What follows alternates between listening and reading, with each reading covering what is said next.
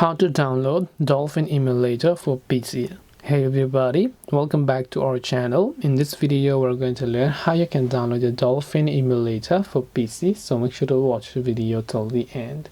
Now the Dolphin Emulator is basically an emulator that will help you run those applications on your PC.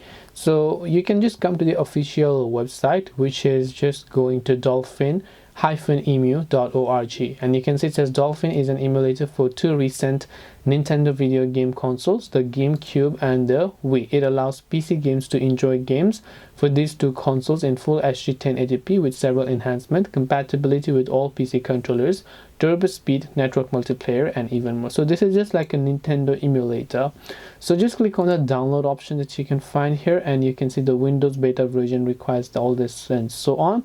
So here you can see a Windows x64 or ARM64, so most likely it's the x64 version, so you can click on that particular option and then it will begin downloading the steps. And once it's begun downloading, you can simply go ahead and then actually view this in a folder, and then you can try to extract it and you should be able to install it if you like.